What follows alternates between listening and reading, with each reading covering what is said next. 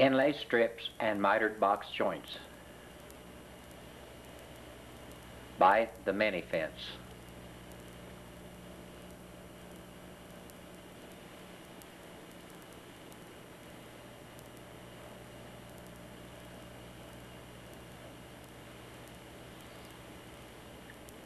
This is a demonstration tape of the jig called the mini fence.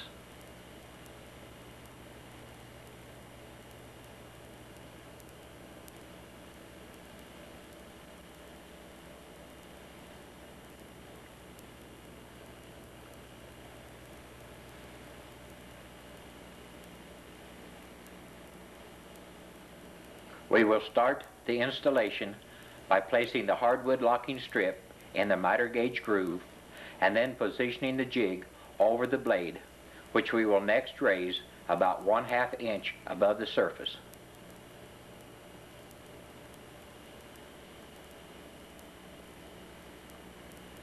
Now, fit the mini fence in the slot right of the blade and snug the 2 adjusting screws only slightly so that adjustments can still be made.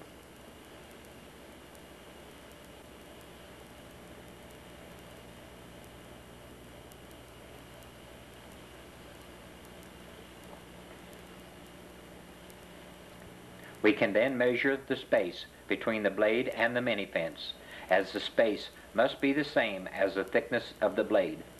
If it is the same, snug the 2 adjusting screws and set the miter gauge with its backstop on the jig as we are ready to make a test cut.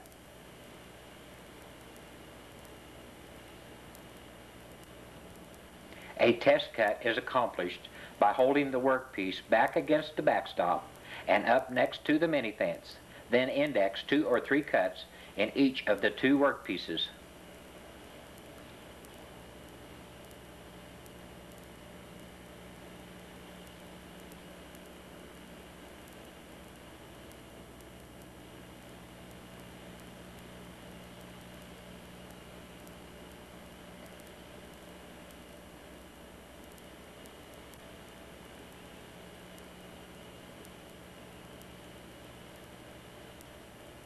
By slipping the 2 pieces together, we can determine if further adjustments are necessary.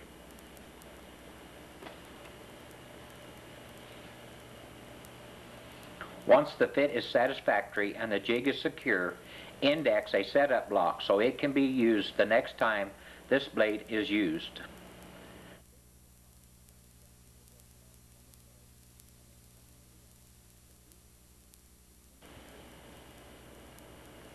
It is important when indexing box joints to keep the edges flush. This is accomplished by indexing the female side of the joint first.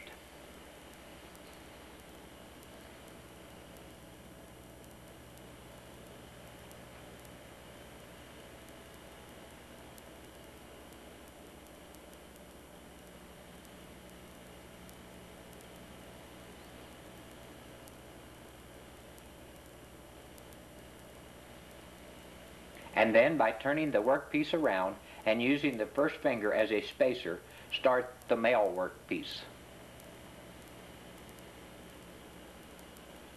This will give us one workpiece with a kerf on the edge and one with a finger.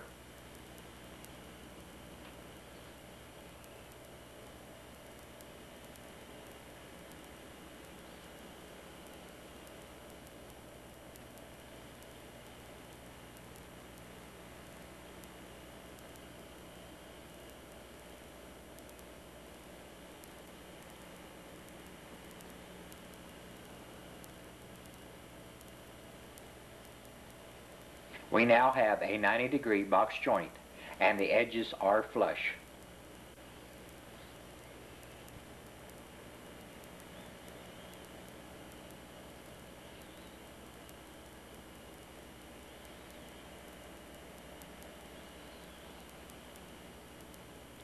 The pentagon. To cut the mitered box joint on the 5-sided pentagon, you will first need to cut a backstop at 18 degrees, which we have already done.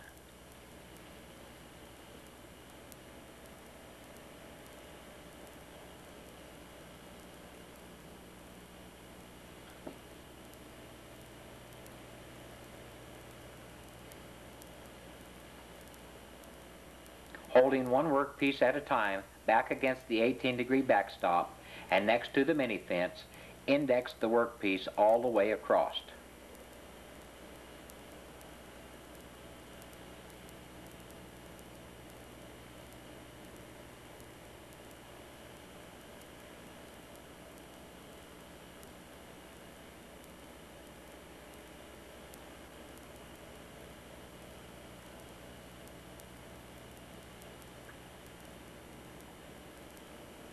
Now, repeat the same indexing on the second workpiece.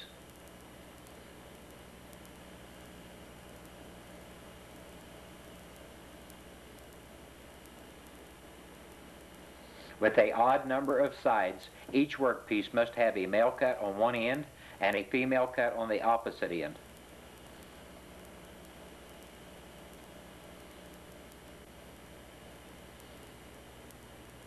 We now have a 36-degree box joint.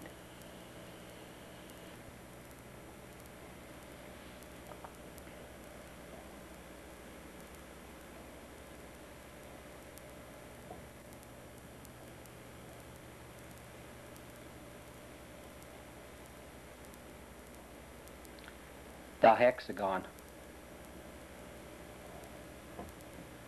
In cutting the six-sided hexagon, the same system is used, except this time we will work against a backstop cut at 30 degrees.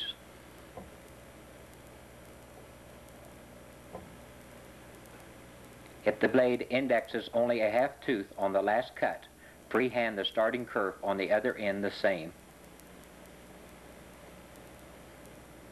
When there is an even number of sides, both ends can be male or female or both. While Carl is cutting the 30 degrees for us, let me take this opportunity to tell you that all blades up to 10 inches in diameter and from 1/16 to 1/4 of an inch will function with this jig. A fine-tooth, smooth cutting blade is recommended. There we have the 30-degree box joint.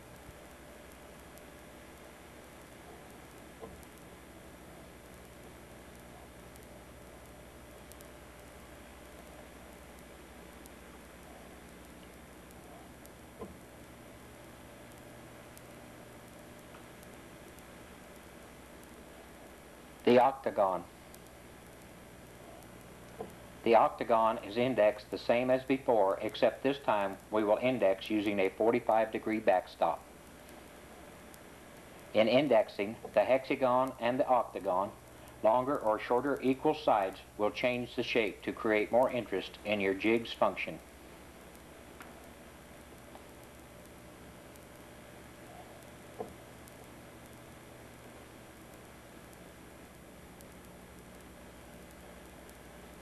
When assembling the shapes, if they are laid out flat and the glue is brushed across the fingers, then the glue will wind up inside the joint, leaving little or no residue.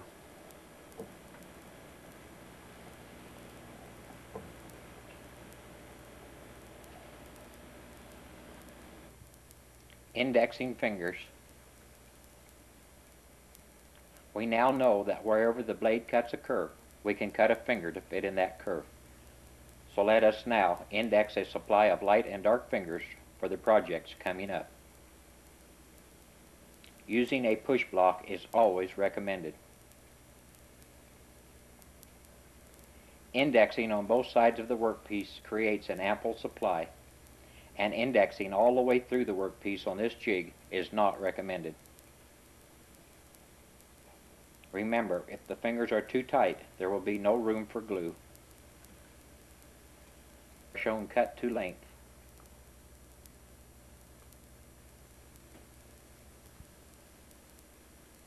One of our projects where fingers are used is stitching.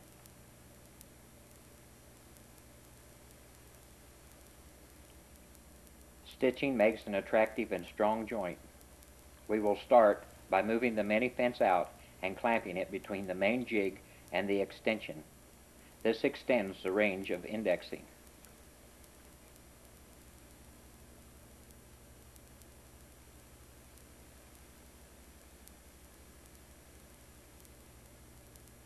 We will start by making a master cut.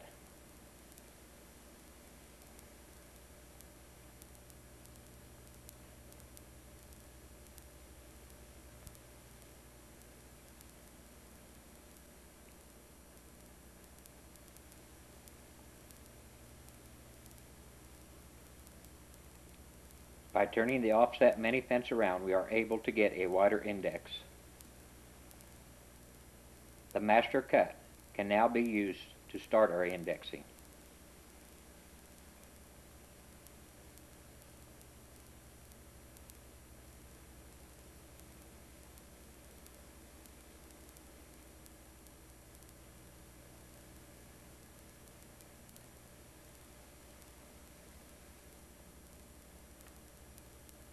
Once the corner is indexed, cut some fingers to length and glue them in place.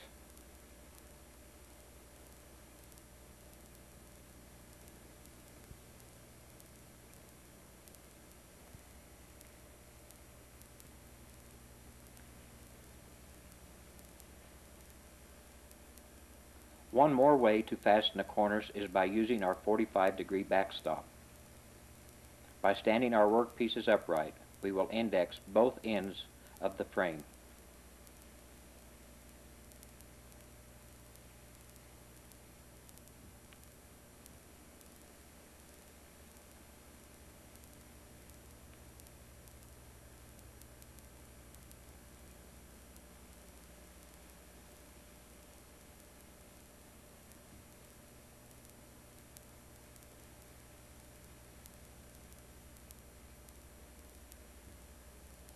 Then we will use cross-grained fingers to glue the corners together. Using the same material for fingers, the joint becomes hard to see.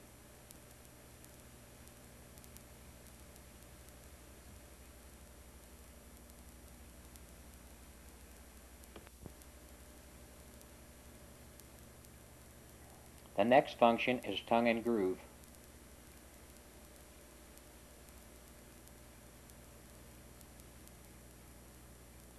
The first step is to index a work block so it can be used to clamp the workpieces on.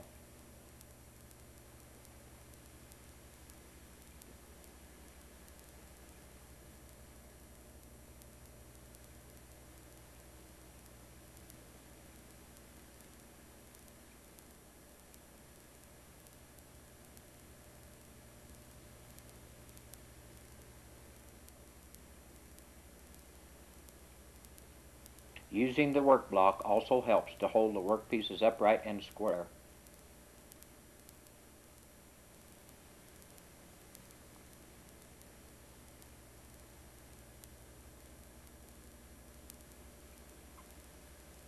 By holding the workpiece up next to the mini fence, the groove is first indexed.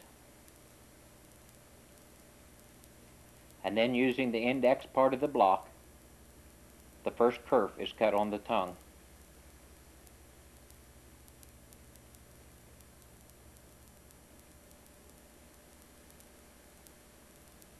And then by indexing over, the tongue is finished.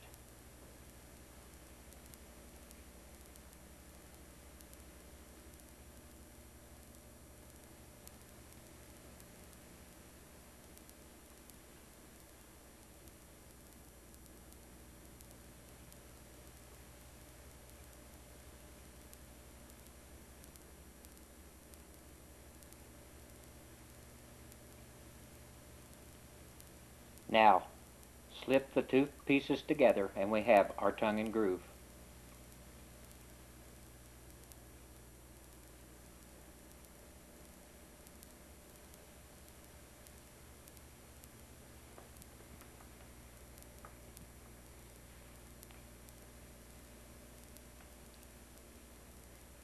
The instruction manual that comes with the mini fence joint and inlay jig shows you step by step 6 basic inlay patterns. Once you have mastered those 6, many more will come to mind.